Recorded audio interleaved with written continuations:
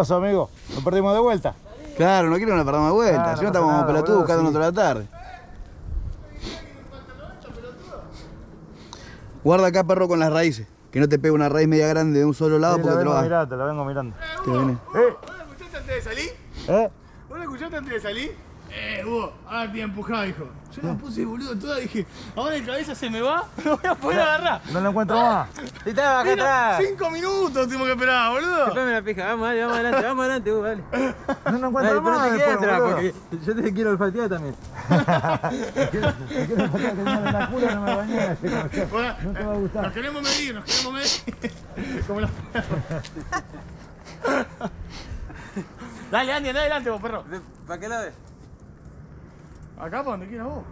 Para donde quiera, boludo, vamos a dar una vuelta, ya fue, nos perdemos, después salimos y listo. Claro, como siempre, vamos. Ey, allá está Gesell, vamos a intentar darle para allá.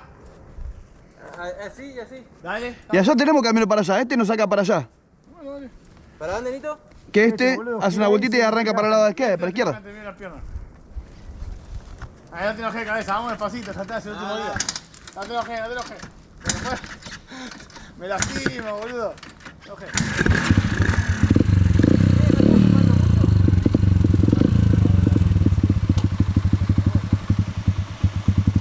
Está bien, normal. Nito, ¿estás fumando bien? Ahí está apagado.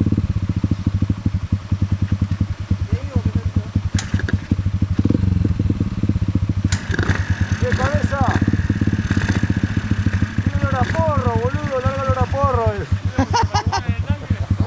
Nito, ¿estás fumando bien? Sí, amigo. ¿Arranco? Cuando quiera. Escuchá el eléctrico del 700, boludo. Parece que va a salir volando. Apretá el freno que te lo va a mandar para atrás, boludo. Sí, porque quiere que lo acelere. Sí, es por eso. No tiene eléctrico. Igual refrigera con agua esto, boludo. Ya, esto podés parar en la 9 de julio que no pasa nada. Te pueden agarrar un embotellamiento, boludo. No pasa nada. ¿El electro o no? Vas a estar eléctrico.